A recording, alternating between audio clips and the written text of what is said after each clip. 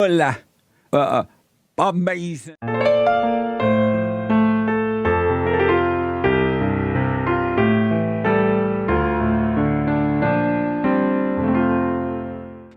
The reason we call a troll is because they're not really interested in educating you or informing you. They're really mostly interested in stopping a conversation, convincing you that you know less than you do. What you think you know is not really true. And their favorite trick to stopping a conversation, whether it's on Twitter, whether it's on talk radio, whether it's in the comment section of all these articles that we talk about, or in the byline of somebody who should know better, the favorite trick is, well, do you have any data on that? Well, there is so much data on that Heather McDonald just produces reams and reams and reams of it. Anybody with the slightest interest in data about the topic of black on white crime, violence, black on cop crime, violence, threats, harassment, murder. Oh, Heather has more data on that than a million people could shake a million sticks at. It's fine, my dear, the whole world is fine.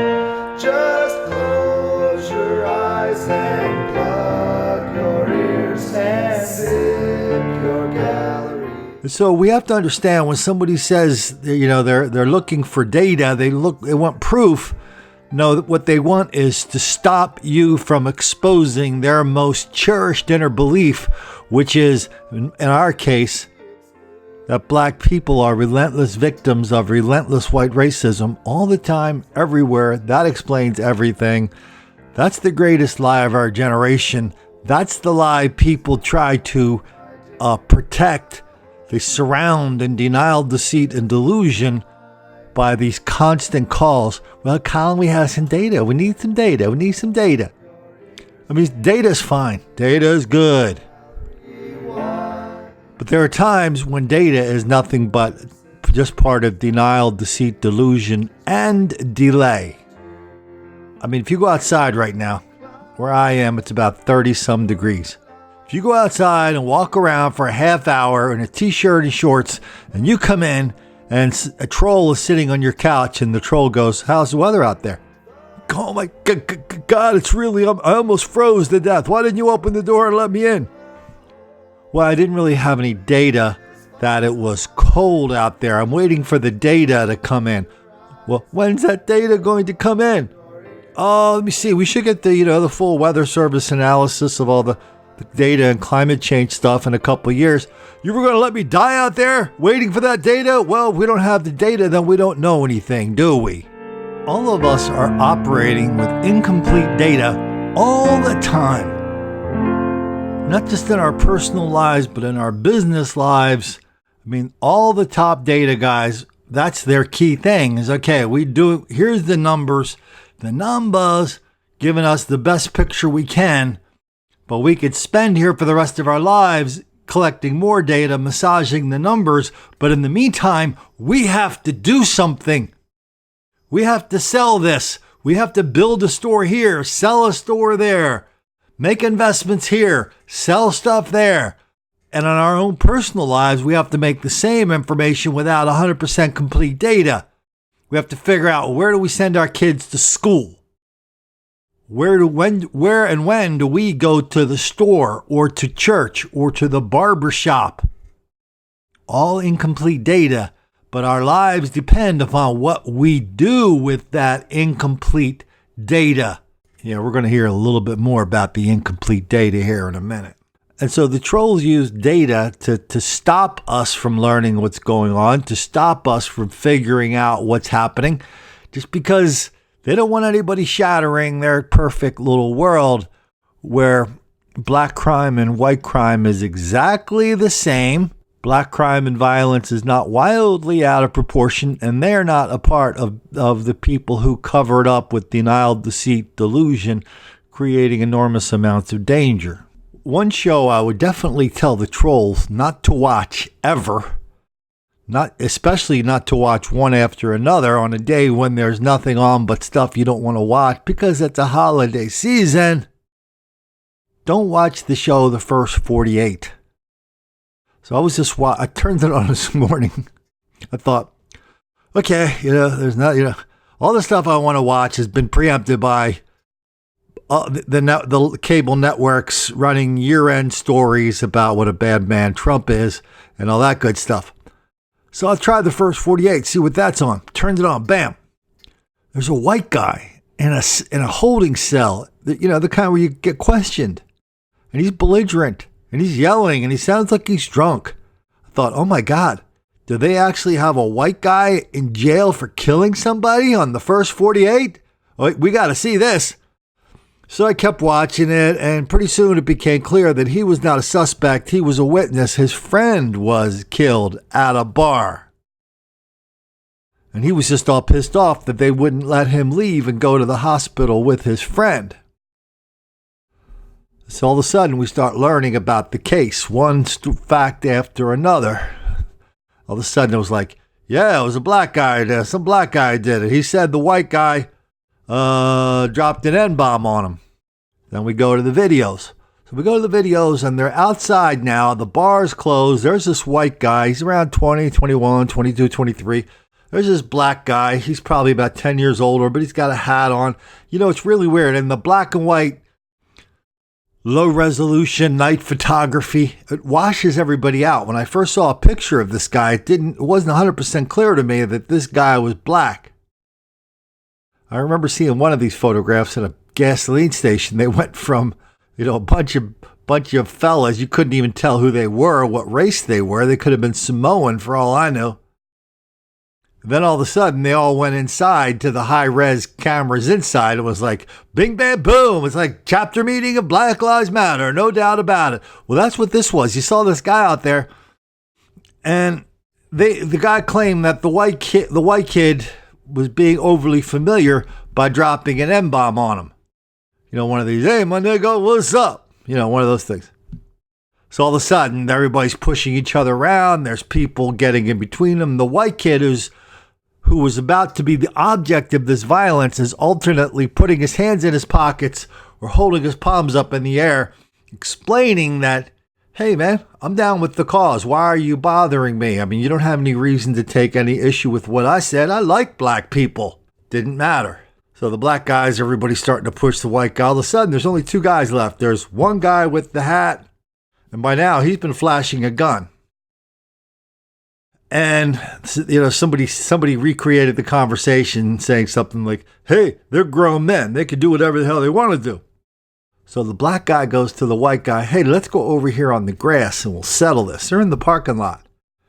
Well-lit parking lot. So he goes, let's go over here on the grass. So the white guy follows him over to the grass, just off camera. Boy, it was just like something we saw just a couple weeks ago that people are still talking about on this platform, on minds.com/Colin Flaherty. A black guy sees a white woman, maybe even an Asian woman, 7 a.m. Sunday morning, looks at her and says, hey, I got hit by a car last night. It was a hit and run. And the car is right over there. And he points to an isolated parking lot where nobody else is. Could you, and I lost my phone. Can you come over and take some pictures of that? The white woman goes, oh, hell yeah. What could go wrong? So they leave their, well-traveled place and they walk off into this isolated parking lot where luckily there were cameras. And she's sitting there taking pictures. He's moving back and back and back, looking around, see if anybody's around. As soon as he convinced nobody's around, he grabs her by the neck, pulls her off camera again, and rapes her. That's what this situation looked like when we saw it on video. I mean, the guys are having a beef. No, it wasn't really a beef. It was an assault. The white kid didn't want anything to do with it. And all of a sudden, the guy goes, well, let's go settle it over there. They go from the well-lit parking lot to the completely dark grass.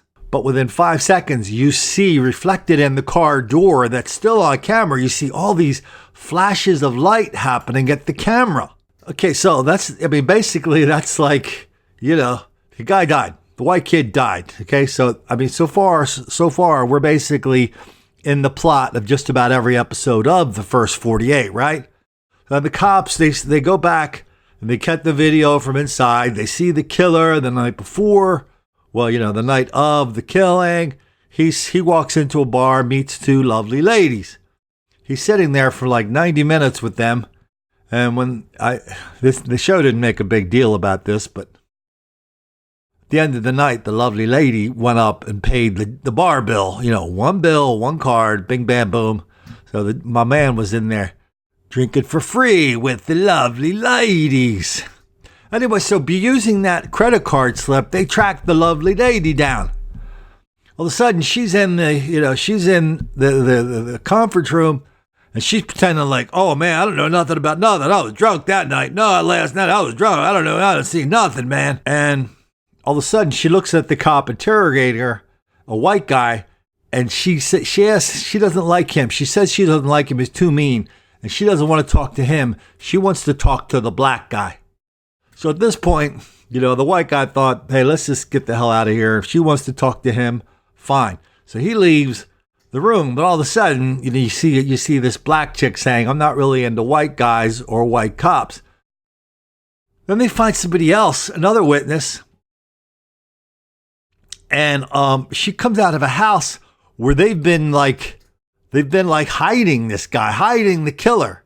Not just hiding him. One of the guys in there is like going to the killer's house, getting him clothes and money so he can pack a bag and get the hell out of town. He's in this house. Somebody walks out of the house. They stop her and say, hey, what's up with that? All of a sudden, she's like, they tell her what's going on. And she goes, well, she doesn't like cops. She doesn't trust them. She doesn't like white cops. They're always abusing their power. This is a woman that just left a house where they're actively aiding and abetting a killer. And she's trying to tell the cops who are catching that killer that somehow they have character flaws that don't quite rise to her high level of moral superiority. Okay, so everything plays out, right? Playing and playing and playing. There's, some more anti-white stuff. The fellas are not into the white people. This was Tulsa, Oklahoma.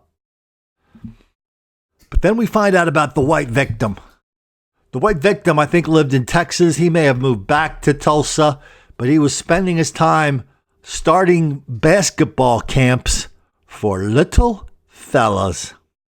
Oh, yeah, there was all these pictures of him, being surrounded by little fellas at basketball camp, and he was a social justice warrior. He had devoted his life to lifting up the little fellas just so one of the big fellas could come by and kill him. So if you're trying to get something done, don't watch the first 48, but I'm just telling you, I didn't really start off the day full of vim and vigor and ready to conquer the world. No, I just thought I would just get up and see what the hell's going on, play, pet the dog, feed the cat, pick up my cell phone, see if anything crazy's on there. I picked up everything you're about to hear in the first 20, 25 minutes without even looking for it, including that story on the first 48. And somebody sent me this last night, very late last night, so I just saw it this morning. Headline. Comes from a newspaper called Haaretz out of Israel. And okay, I'm not going to do a full content analysis on Haaretz, but it looks like it's kind of I guess you would consider it to be an opposition newspaper in Israel. They don't like Netanyahu. They're kind of liberal. But anyway, the people over there have some very fully formed opinions about what happened in New York when the fellas went into the grocery store and killed the Jewish people, and when the fellow with a machete went into a mosque and start chopping up Jewish people. And in between that and after that, the black on Jewish violence just continues. Hundreds and hundreds and hundreds of examples. And the only time I've seen or heard of an example of Jewish on black violence is when this private Jewish police force up there, they may have gotten themselves into a jam when they were a little bit too rough, catching one of the people who was preying on the the Orthodox Jewish people of Williamsburg. So anyway, let's go to this story here, just for denial, deceit, delusion on a massive level. And this is what I was thinking about when I was thinking about the trolls. Well, let's give the troll his full due. Headline: No, New York attacks do not show that black people have an anti-Semitism problem. I wonder if he read that story we read yesterday, James Baldwin, where he just went a very long story for the New York Review of Books, 1967. Every paragraph, it was just one more piece of, I hate Jews, I hate Jews, I hate Jews, I hate Jews because they run the military. I hate Jews because they run my laundry. I hate Jews because they're my landlord. I hate Jews because they run the grocery store. So this is James Baldwin, the great James Baldwin who marched with Martin. And then we flash forward to today and we hear black people talking about Jewish people in the exact same way. Always taking credit, never taking responsibility. Sorry, let's get back to this story from the liberal paper over in Israel. Another subhead. We don't know enough about the origins of the hatred behind the wave of violence, and jumping to conclusions by painting an entire race as anti-Semitic will only make things worse. You know, there's an ocean of difference between saying, listen, every single attack on Jewish people, 99.99% of them in the last couple of years have been black on Jewish. That doesn't mean every black person hates Jews, but it means something. And it's not like these attacks exist in a vacuum. No, let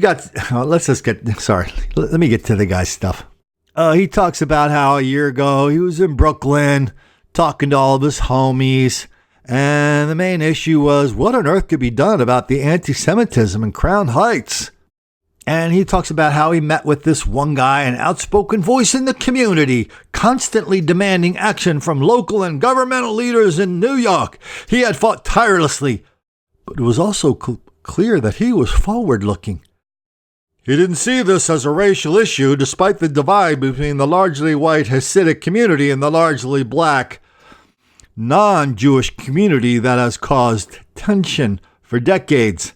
Yeah, so if you come up and punch me in the face, not just one time, but every day for like a year, I mean, I'm going to look at you and say, boy, we have a lot of tension in our relationship, don't we? Notice the false moral equivalence I just even said about myself?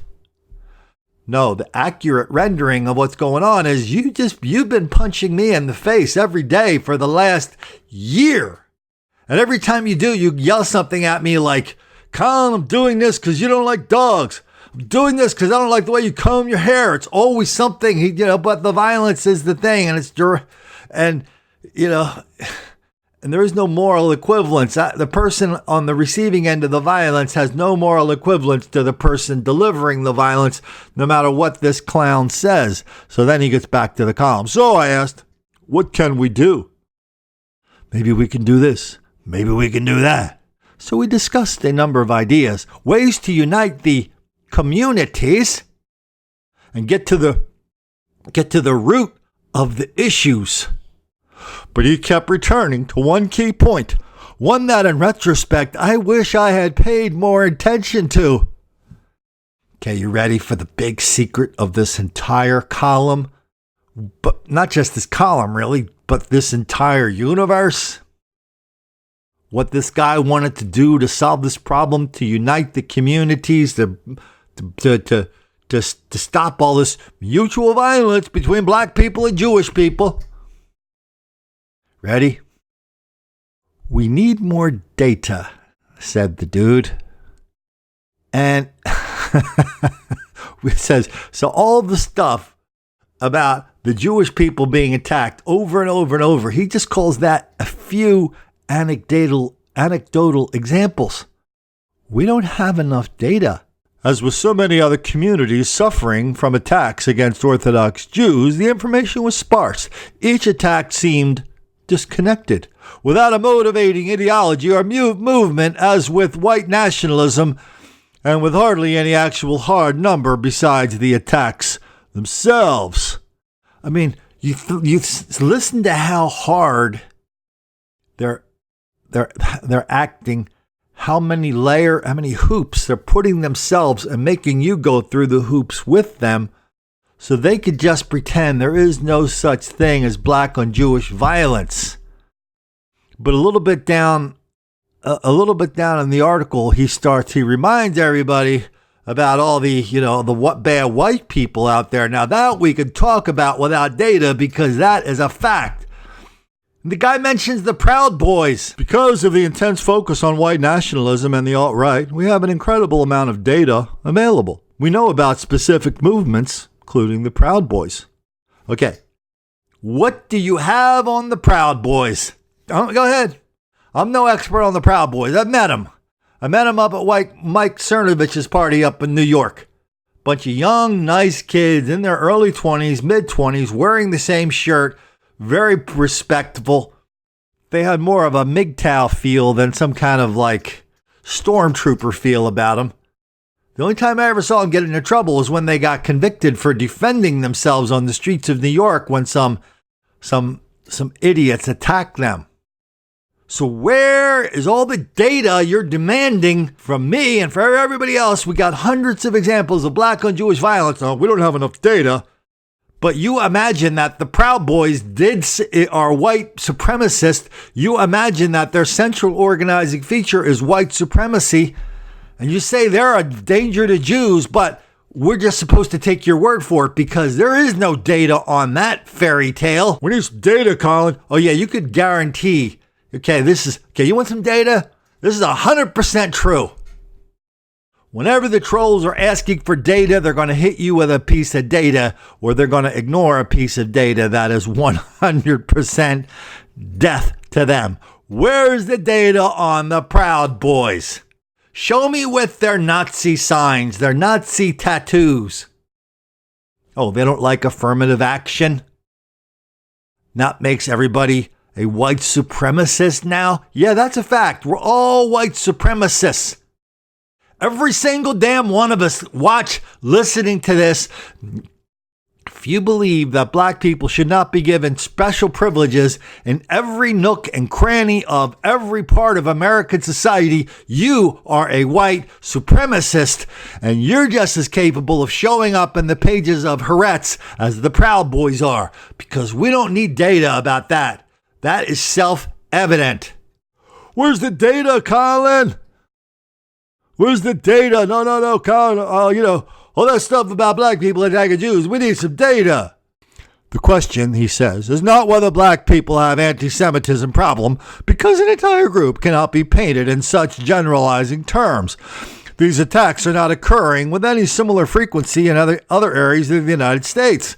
Not true. Not as bad as New York. That's only because there are more Jews in New York who have decided not to move out of areas near black people. Philadelphia, they had a whole damn parade a year ago of 1,000 Chinese people marching down the streets with signs saying, "This is not Martin Luther King Jr.'s dream." They would never mention the black word, but they were protesting violence against Chinese people in Philadelphia. And everybody pretended that the violence was just like, well, put people in a bucket. Here we pick out an Amish, an Eskimo, Indian, white guy, old guy, young guy, gay guy, straight guy. Wow, we got a black guy that's involved in this violence too? Ain't that something? I mean, that's their attitude. That's a lie what he just said. Where's your data? We've documented this black on Jewish stuff, not just in New York, Baltimore, Miami, Philadelphia. James Baldwin, anyone? The point alone means discussing anti-Semitism purely in terms of race is not just wrong and dangerous. It does not help us properly address the heart of the problem. Really, we just need more data. Okay, you want some more data? No, man. How much do you want? The clowns that write articles like this, articles that, by the way, are very dangerous to the extent that even one person reads it and somehow takes it seriously. But the people who write articles like that, they are using incomplete data all the time to make imperfect decisions that they seem to be pretty okay with about themselves, but not for the rest of us. I mean, you think of this article, this guy wrote this article. He was talking about Williamsburg, how he was there talking with his fellas. And so we know what the data in Williamsburg is. We know the data, like who's in jail, who's in prison. Oh no, Colin, we don't pay attention to that data, Colin, because it's racist. And so whenever the data doesn't fit their little fairy tale land, they get the data and throw it out and say, we have to collect some more data. And we're going to keep collecting the data until it proves our point that there is no difference between black crime and white crime. Black people are not preying on Jewish people. We'll stay here all night, day, and next year until we find that data, Colin. Yeah, well, that's the standards they set for us. For themselves, they're not going down to Harlem at 11 o'clock at night to listen to the new jazz band. They're not going to hip-hop concerts. They're not walking around Williamsburg at 10 o'clock at night by themselves, dressed in full Orthodox regalia. Because they know, even though they don't have the data, they say they don't have the data. They really do have enough data to make decisions about what they need to be doing right now, where they're going to go, right now, what time are they going to go home? Are they going to walk over across the street 2 blocks down? There's a lot of fellas living down there. Are you aware of that data? Yes, you are, whether you admit it or not. You know, the one thing that constantly surprises people on this platform, especially me, is the lack of self-awareness from all the enablers of the fellas, all the liberal writers. They write these things as if somehow when they set standards for you, they set standards for me. They're not in the slightest bit aware that they're not even close to living up to their own standards. Oh yeah, that by definition is hypocrisy. They don't even have an idea that they set standards for themselves, even as they set them for us. You know, it would be comical if we're not so dangerous. It would be comical if we didn't have public officials like the governor of New York and the mayor of New York City telling us they know where all the hate's coming from. It's coming from Trump and the Proud Boys. And that's what we got to watch out for. What about the black people? Well, we have a long relationship with the black people, and I know we can get to the root of what's going on between us, and we'll solve that in the next 60 years. Next question. Oh, man, it was strange because it's like 80% black people. And what's strange about that is that there are no black people in Arizona. I'm not lying, they bust motherfuckers in. And I was up there and I looked at all the brothers and it made my heart ache. You know, it's all these beautiful black men in the joint. God damn, warriors should be out there helping the masses. And I felt that way. I was real naive, right? In 6 weeks I was up there, I talked to the brothers, you know, and I talked to them and thank God we got penitentiaries.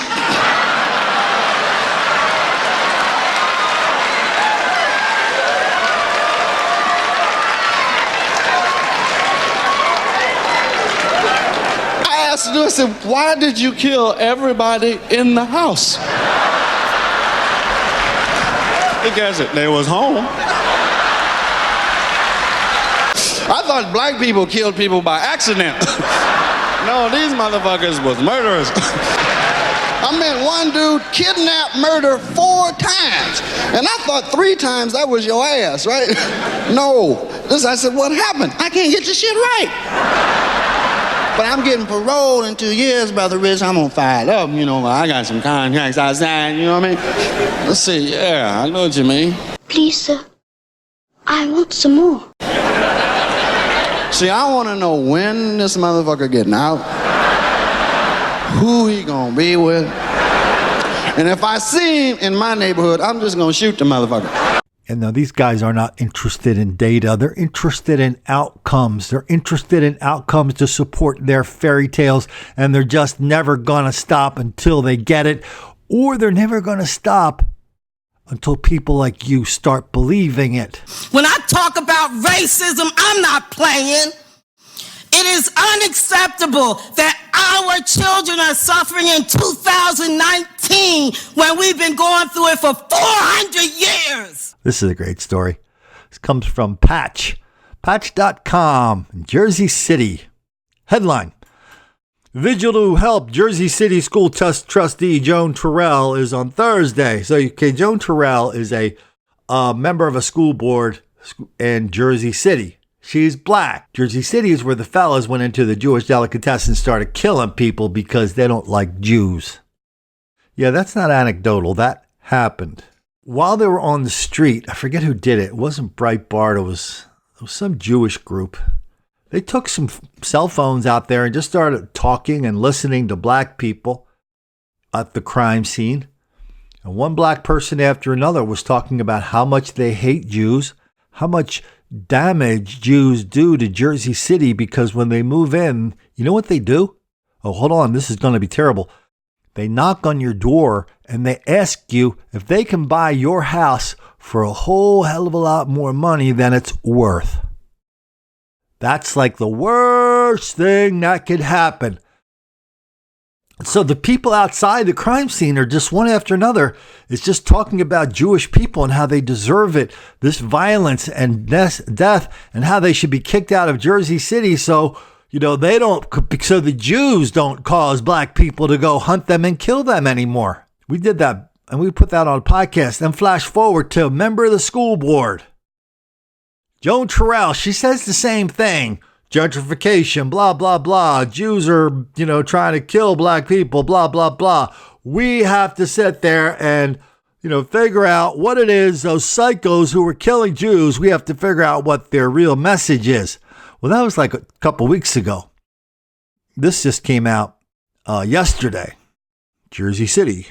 A special candlelight vigil in support of embattled Board of Education trustee Joan Terrell is Thursday night. That's tonight, if I'm not mistaken.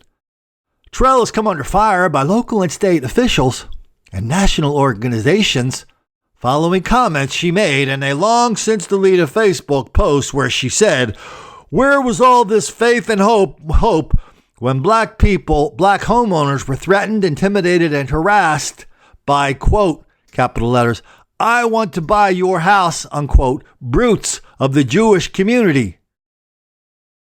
Yeah, that's really, really terrible, isn't it?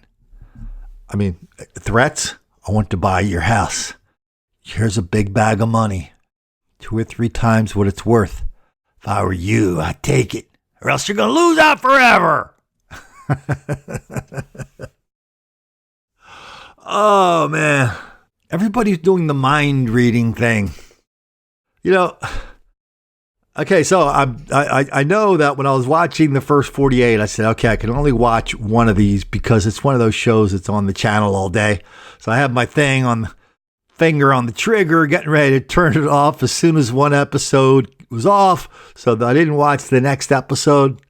Anyway, something happened, like the dog jumped on me or something. All of a sudden, I'm watching the next episode, and they're telling about a couple of black kids in a gas station look over and they see another black guy. They don't like the way he's looking at them.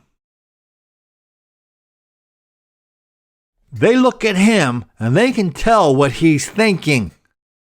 So they took their guns out and killed the dude. Yeah, of course, they went through the whole rigmarole. They solved the case. I mean, there's a lot of mind reading going on with the trolls these days. And now we got another one here where everybody's going to have a big vigil for this woman because she is speaking truth to power. She made the comments just days after a mass shooting in Jersey City's Greenville neighborhood, leaving 6 people dead, including a longtime police detective. All of a sudden, everybody started, demanding she retire, and not everybody demanded she retire. So let's see who shows up at the big meeting tonight to remind people how much they admire the school board member for reminding people the Jews in that delicatessen deserved whatever the hell they got because Jewish people are always doing things to screw up Jersey City. Yeah, you ever been to Jersey City? Yeah, you're not going to go into Jersey City and think to yourself, oh yeah, that doesn't need a lot of help. One of the weird things about data where the social scientists use it is that we cannot reproduce 2/3 to 3/4 of social science experiments.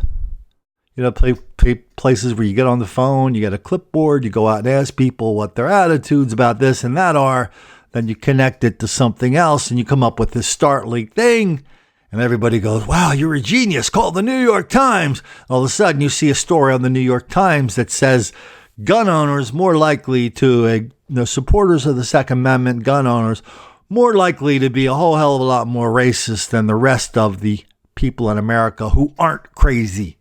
But the studies just keep going on and on and on, all supported by an ocean of data that isn't worth a bucket of spit. Here's something from a website called Moon Battery. Headline: Harvard professor says police oppress blacks in utero, aka oppression of black people starts while the child is in the womb. So they quote the Wall Street Journal. From the Wall Street Journal. It was a startling claim published this month by a Harvard sociologist in the journal called Scientific Advances. Quote, police killings of unarmed blacks substantially decreased the birth weight and gestational age of black infants residing nearby. That reinforces the, quote, intergenerational transmission of disadvantage, said somebody by the name of Joshua Lagui, because preterm birth can affect things like cognitive development. So the article just spends the rest of the time just shredding this fantasy that somehow white people's oppression isn't just starting in the womb, isn't just starting at birth, it's starting like at the moment of conception. Well, I got data for that, Colin. Where'd you get that? I bought it down the street for 29 cents a pound. It was on sale. The article goes on to remind people of all these fairy tales they're weaving, but it reminds people of some of the hard facts. Again, talking about Heather McDonald. When a black person walks out of their house in their neighborhood, they're like 100 or 1,000 times more likely to be killed by one of the fellas than by one of the cops. How do you explain that, Mr. Data? And so while these clowns on Twitter, Facebook, and in large newspapers all over the country are trying to convince all over the world, are trying to convince us we don't have the data to say that the fellas are not really into Jewish people. I mean, other than whenever a Jewish person is attacked in this country, the chances are it being a fella are astronomically in favor of that. Yeah, way in favor. Other than that, we don't have any proof. Meanwhile, while everybody's waiting for data to arrive on the Pony Express, the fellas just keep acting in violence, mayhem, they keep creating chaos. Here's a story out of Louisiana. Just less than 48 hours ago. Cop tries to stop a fella at 2 a.m. on a traffic stop near Baton Rouge, I think.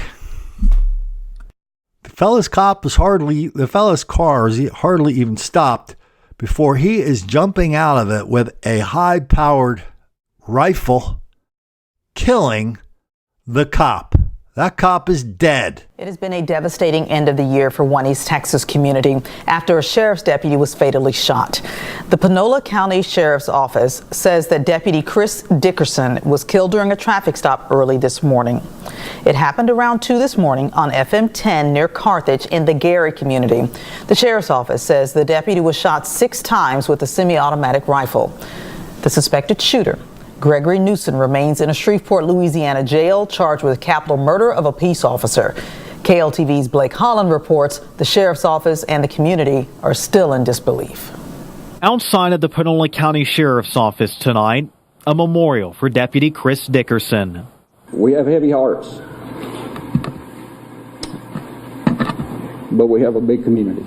Panola County Sheriff Kevin Lake holding back tears today as he announced the fatal shooting of the 8-year department veteran, a husband, and a father of 2 little girls. This young man gave his life this morning doing what he was put on this earth to do. This is where it all happened, beginning with a traffic stop early this morning along FM 10 near Gary. When the driver suddenly exited the vehicle and fired his weapon numerous times at the deputy. The deputy did return fire, and the suspect fled the scene. Nearby residents heard the gunshots. One of them used the deputy's radio to notify dispatch. We heard several gunshots, and then my neighbor came and banged on my door to wake me up, and we come running out and seen the cop car, and then several more pulled up. That suspect later leading authorities on a chase in Shreveport, Louisiana, eventually crashing his car, running away, and later caught by a canine. The suspect, Gregory Dwayne Newsom of Shreveport, Louisiana, was apprehended by Shreveport police and will be extradited back to Texas at a later time. Tonight, Sheriff Lake asking for your thoughts and prayers as his department and this community mourn the loss of a hero. It's been many, many years since the deputy's life was taken at the hands of such a vicious criminal as we've witnessed this morning. Yeah, because to me he ain't do no wrong, just shot a cop. Anybody want some more data? Oh yeah, that cop is dead as a doornail. He's going to stay dead.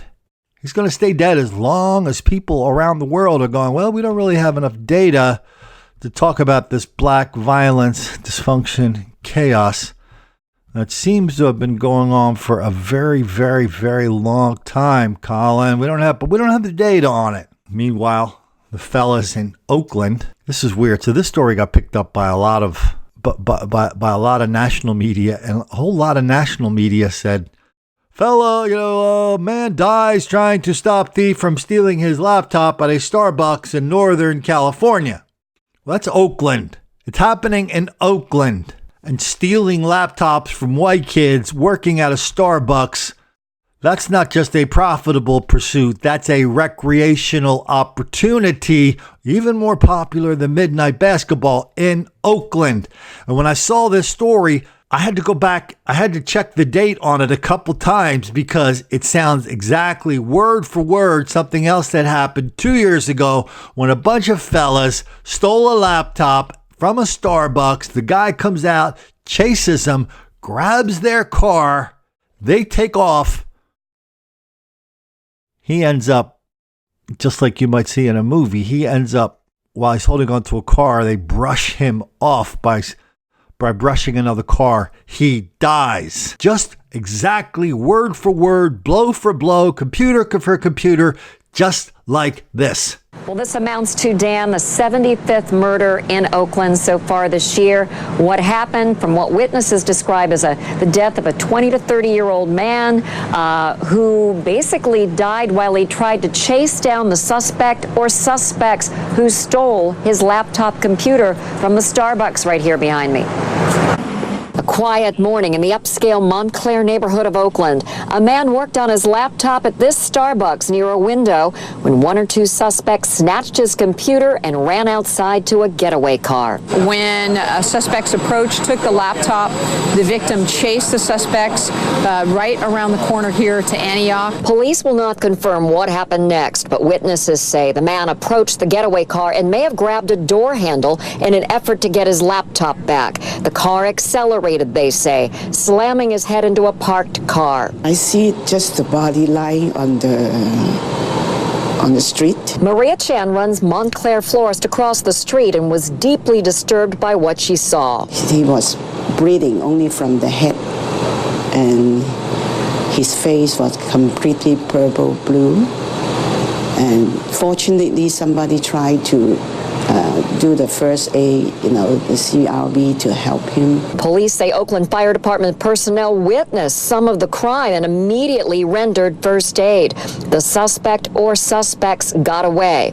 Police are analyzing video from many of the surveillance cameras mounted throughout this business district and have not yet released a vehicle description. There's a lot of car burglaries. The sports store was burglarized. I hear people are, I'm becoming scared to come here. Is this person or are these individuals connected with any other crimes, whether that's robberies or thefts of any type of electronic devices? The man's family is being notified. As police told us just a short while ago, he did succumb to injuries, severe trauma to his head as he tried to chase down the suspects who stole his laptop. You have to understand, you have to look at it from every child's point of view that was raised in the hood. How he gonna get his money to have clothes to go to school? Okay, here's a message to the probably close to 100 people who sent me emails or left something on my Twitter or minds.com channel. Reminded me what a bad person I was because I made a mistake in identifying a guy with a fake beard, fake hair, and a long coat. Looked like a fella in the kind of lighting that I had. And I thought a cop told me it was a fella. So I identified the killer of the church in Texas. I said, well, yeah, it's a fella. It turned out to be a white guy. Lots and lots of people paying attention to my mistakes around here. Several of them being paid by George Soros. That's okay. I'm not planning on making any mistakes anymore. I made one. As far as I'm concerned, the people watching this page for mistakes, they're like the Maytag repairman. They're just going to be sitting around all day playing one of those silly computer games while they wait for the phone to ring saying, hey, Colin just did it again. He said a whole bunch of black people were rioting at the mall. They were destroying property. They were shooting at each other. Turned out they were a bunch of Amish people with a few Asians mixed in. Yeah. Tell everybody we're going to get him this time. No, that doesn't happen.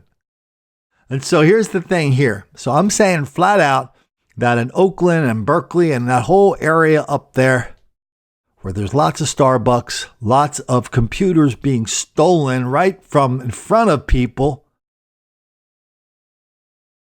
I mean, I've seen dozens of these videos, a lot of videos, more than dozens and dozens. So at a minimum, that's 48. I've never seen a white guy do that. So here's a message to the trolls, the people that are so eager on keeping every single syllable of my stuff straight, which is okay. That's my own standard as well. Show me the videos of the white guys stealing Starbucks computers in Oakland, San Francisco, Berkeley. Show me the ones who get hurt during the commission of these crimes. Show me somebody that doing it other than black people. Come on, please. Show me. Mr. Soros will give you a nice little Wiccan holiday bonus. Yeah, well, we're not going to wait for that because we know what the outcome of that is. All right, let's change it up a little bit. Let's go to a couple letters. These are people that are on this platform. Hey, Colin, he writes, I just got off the phone with my son. He lives in Sedalia, Missouri. We were simply talking about the normal dad-son stuff. I asked about my daughter. Well, she's estranged. And she lives in Cape Girardeau, Missouri. The boy tells me, I guess he's talking about his son. My son tells me she doesn't have a working phone number right now. And he told me about how she and her boyfriend went to buy a phone off of Craigslist. Instead of buying a phone, they were robbed at gunpoint by two fellas. Not all that out of the ordinary, I know. This is where the story turns just a bit. The boyfriend's daddy is a high-ranking Google guy in Houston. The son was brought back home to mother and daddy while my daughter, the girlfriend of 3 years, was left alone and bereft of a phone in what is quickly becoming a dark and dangerous chocolate big town. Not yet city. Okay. This is one of those things where all of a sudden they call that, what do you call this? Transference, or it's like you're pissed off at one thing and you get pissed off at another, thinking you're pissed off at the wrong thing. Anyway. It seems fitting that a most likely left-wing nutjob would quickly spirit his son away and abandon a young woman in a place like that while telling you and I to shut the hell up about the obvious. My daughter's refusal to speak to me is another issue, and that hampers our situation. I cannot help if I'm not allowed. He tells me that when they were younger, he spent a lot of time on the road trying to earn money for their family. When I got back, he said, I would hear stories of how the black kids on the bus picked on them and spit on them. My son stood his ground and protected his sister. Neither were ever hurt, that I was told of anyway. My son listens to you, knows I listen to you. We were both unable to get through to my daughter. Thankfully, she wasn't hurt. Not in terms of physical violence anyway. I can only imagine how her mind feels now. My son believes where he lives is still safe. I keep telling him to find his way to the wild, wild west. Still a few safe spots out there near Colorado. I just find myself how many times it will take for her to wake up. Happy Monday, Colin. You're a damn fine person. Keep up the amazing, important work you're doing.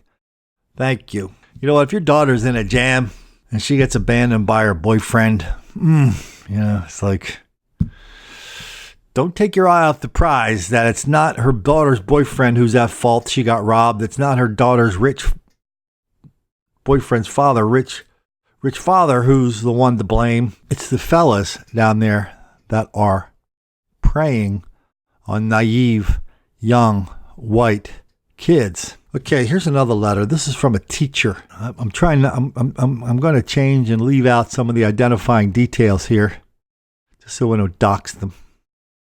Hey, Colin, good day. Some of the experiences you expose are often horrific and despicable. My personal worst experiences don't really compare, yet they are firsthand. Here are a few sequential events. I'm a public high school teacher in blank. Thanks for warning us not to let the delusion jeopardize our job. I trust that all my identifying details will be kept off of this letter. My own high school experience was that of a typical small town kid. Prep rallies, jocks, high achievers, druggies, nerds, bullies. Typical. In pursuit of earning a certification to teach public school upon graduating college, I was now in a position to student teach, hands-on training. Within the first couple of weeks at this school, a fellow student teacher from another university was placed upon a wall before getting her face forcibly licked by a student. She left. I found it to be weird and humorous. It was stupid. She wasn't bruised. Maybe it was a blessing. Within 2 to 3 months of student teaching, the school was locked down and evacuated on 2 occasions. The first one had to do with a series of fights in which a teacher was assaulted. I don't have details on that. I was happy to have the remainder of the day free. There was patches of hair laying all over the hallways. The next evacuation involved an incident in which students brought some food into the hallway, and they brought a live barnyard animal into the hallway, and they kicked it to the point where blood was shed, and the hallway had to be sanitized from the dangerous blood diseases that might have been in the blood. Seriously, this wasn't the brutal death of a child or adult or human being. It was the brutal death of a barnyard animal. It was weird and stupid. I was once again grateful to leave early. The students didn't mess with me or disrespect with me. I was into the craft and wanted to teach. That was my focus. I didn't arrive with a Mary Poppins approach. Definitely not there to save the day. I earned my certificate. So now I figured it's time to get paid. In my middle 20s, I landed an offer to teach high school in a big city. I received the offer 2 weeks before the start of the school year. I was living about 200 miles away. When bringing the good news to my friends, they warned me not to settle there because there were too many black people there. These good friends of mine are actually from West Africa. Dark as midnight. I'm white. I laughed at them. The joke was on me. In the dire straits of finding a dwelling in that big city, I contacted a high school friend I knew who lived nearby. This was in 2005. The neighborhood is now and was then very different. My so-called friend let me crash until finding a place. His temperament was way off. He left on the second day and never returned. I later found out why. I paid the landlord. One day, about 6 to 8 months upon arrival, I was out skateboarding around the hood. I popped up on the sidewalk and headed to the corner store. Guy steps in front of me and tells me to let him try my skateboard. It was much more demanding than requesting. I handed it to him. He brought it over to his friends and sat on it. I asked for it back and said I had to go. Blink. I'm surrounded. The ringleader steps forward. I step back and in doing so bump the plastic cup of his pal standing behind me. He was clearly pissed that the slip of my foot slipped some drink upon his shiny new sneakers. I was stuck. I told him I would go into the corner store to get some napkins and personally wipe off his shoes. It was my last pathetic attempt to avoid what I already knew was coming. Turning around, my mouth was introduced to the ringleader's fist. One punch, adrenaline kicked in. This wasn't my first punch in the face. It was my first time getting punched in the face without mutual dukes or provocation.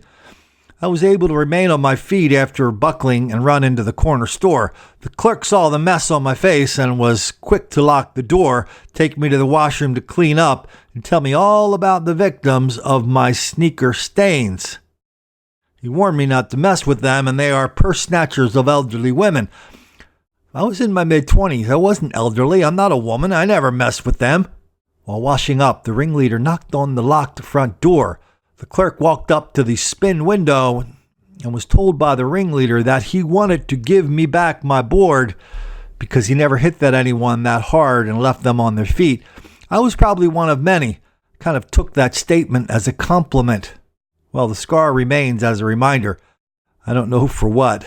It wasn't the last straw. It was the first. No police, no charges. I know. I just wanted to go home. My new friend from the local store had a friend of his walk me home. That summer, after the first year of teaching, I moved away from that part of the big city and into another part of the big city, to a nice neighborhood. At this point, I loved my job and my new apartment. I didn't realize how lucky I was. Colin, I will be including some very easily identifiable details, so don't put them in there. Isn't that a bitch that I'm scared of someone hearing me speak the truth, without rancor or racism, yet with hesitation? I work in a building that occupies a full city block in a big city. The year before I arrived, the campus was split into several smaller schools. I was a first-year teacher after the campus was split. Many students were local, many commuted from all over the city. I'm not sure of the ratio. I was lucky because my school had outstanding students. Lots of Chinese, like native Chinese. The remaining people were equally divided between black, Hispanic, white, Middle Eastern, mixed bag. Physical violence between our student population didn't exist. Teaching was a blast. It wasn't easy, but I enjoyed going to work. My students were and still are all around awesome young people. They're with it. Since our part of school also contained the entire cafeteria, some of our classrooms were located in a different part of the building, one being mine. We don't have a music class. Students would rather gather to play music than show an interest in learning. I brought a community guitar for them to get started on. They take turns by taking it home to practice. One day I couldn't find it. Students said they don't have it at home. So we went to the cameras. The people who work at my school saw what happened on the video. The kid came in, the room was open. My bad if I left it that way. He goes inside, takes the camera, and leaves lickety split. Everybody looked at the video and they recognized the poor victim. Upon meeting with them and security, the administration told me that the student is in special ed. I was also informed that he had a yearning desire to learn the guitar, but he never really had one. So why is this such a problem? Yeah, I'm not kidding. I said if I don't have my guitar in my possession within the next 24 hours, I'll be pressing charges. When the people from the other school returned my guitar, I asked about the discipline. He wasn't my student. I really didn't care, but was curious. They suggested that he can come in and do some busy work for me. My subject involves lots of materials. Get this. They mentioned that maybe I would end up teaching him how to play the guitar. I wonder today if that was said in jest. Do they seriously believe this is going to be an after-school special on the Hallmark Channel? I want to get in their heads. Where's the short circuit? I agreed to the busy work. Shit, less busy work for me. We agreed on days and times. I never saw the kid again in my life. That guitar is presently with my student as I write this. Justice? Life goes on. I don't know how our school district diversifies schools and allocates the numbers. In one particular school year, the freshman class consisted of several residents from the local projects. The same projects where plenty of our Chinese students' families live and built their butts to survive and busted their butts to survive in. In order to graduate from our school, non-natives must pass standards in English. Our new residents found the Asian language classes to be so much fun. They tormented their ready-to-retire Mandarin teacher to the point of madness. My principal requested that I become a classroom monitor because if we were going to take action, we would need documentation. I had a lot of respect for my boss. He was not afraid to expel or suspend. So now I'm the reporter, pad and pen. There were no horrific examples I often see on your sites. It was non-stop, obnoxious, vulgar, threatening dysfunction. A group of 4 students did everything in their power to make it impossible to teach and learn. While on patrol, I would just try my best to get some type of order and sensibility. On one occasion, a freshman was repping his set by swinging his beaded necklace above his head. I asked him to stop. He didn't. I put up my hand to stop him from swinging the necklace. He and his pal informed me they had just made a move that justifies them snuffing me out in the street. I let them know the time I leave work and the street upon which I exit. I never saw them. They talk a lot, so much nonsense. I'm not tough. I was fed up with the bullshit. None of the residents from that project ever graduated. They either dropped out or were expelled. They walked the halls letting everyone know, I run this shit. I own this high school. So annoying. I do realize how lucky I am. When I'm having a bad day, I walk through all the halls of the rest of the school. Once back in my classroom with my students, I feel like I'm in Mandalay Bay. Man, I've been through it all, Colin. Courageous conversations, implicit bias. The more they tell me that healing will only take place when I am able to acknowledge my privilege and accept my bias as the cause of dysfunction, the more my eyes open. Wow. During one introduction, I was reflecting upon their numbers and realized they were right. Out of my couple hundred students, 3 were black. Only failed 1 student that semester. He was black. I was so ashamed that I caused him to never come to class or hand in him an assignment. Even after contacting the parents were very understanding and pleasant to work with. No excuses. The student was not present. One time in the previous class where the boy was my student, I witnessed him take the name tag off of a fellow classmate's project and put his name on it. Kind of like college admissions nowadays. I sat back and watched this usually timid girl remove the lie and replace her name. I was so proud of her. Not so much of myself in hindsight. I let her handle it, but I didn't document it. The implicit bias movement claims that scientific experiments have been conducted in which microchips were placed in the eyes of white teachers before asking them to monitor the behavior of a sample class. The chip picked up that more sight was focused on the black students over the white students, even though all the behavior was at par. Here's another D for you: denial, deceit, delusion, desperation. My eyes see right through the so-called truth. Chinese students would tell you all about the truth that takes place in locker rooms and bathrooms as well as the streets. They will only do so when the door is closed and the lights are on. They simply want to avoid bullshit. They don't want to see it, feel it, be the victim of it, or even talk about it. It's the lie that perplexes me. It seems like the one who perpetuates this lie always target females and children with their emotional warfare. You can't speak the truth or even make an observation without them throwing a temper tantrum and calling names.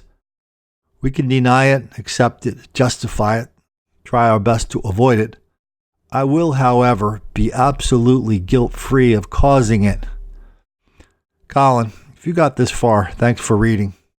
I like writing and journalism, I just can't digest the slop they're serving us. Your reporting is a breath of fresh air. You are a true professional, a journalist Olympics type pro. I also really appreciate that you don't get involved with the feral pig and euthanasia talk. That mentality is infantile and ineffective. Revealing the truth has always been moral.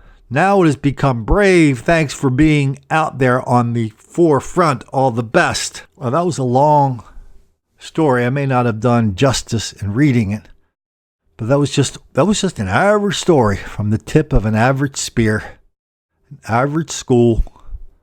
Lots of black mayhem, violence, dysfunction, denial, deceit, delusion, bullshit. All because the people who run the schools in that city, they'll do anything not to make the black kids angry. Talk to you tomorrow. Should all the violence be forgotten and never brought to mind? The mainstream news is sold and bought and missing their spine. The whole world is fine, my dear. The whole world is fine. Just close your eyes and plug your ears and sip your gallery wine. The liberals in the voting booth spew policies benign. If you decide to speak the truth, then you're out of your mind. The whole world is fine, my dear. The whole world is fine. Just close your eyes and plug your ears and sip your gallery wine. Trying to talk sense into them's like pearls before the swine.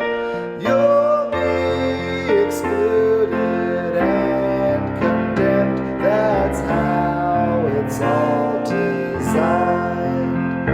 The whole world is fine, my dear. The whole world is fine. Just close your eyes and plug your ears and sip your gallery wine.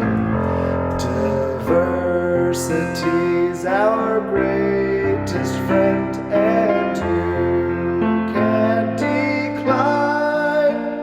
Your life may come to an end, but the whole world is fine. The whole world is fine, my dear. The whole world is fine. Just close your eyes and plug your ears and sing.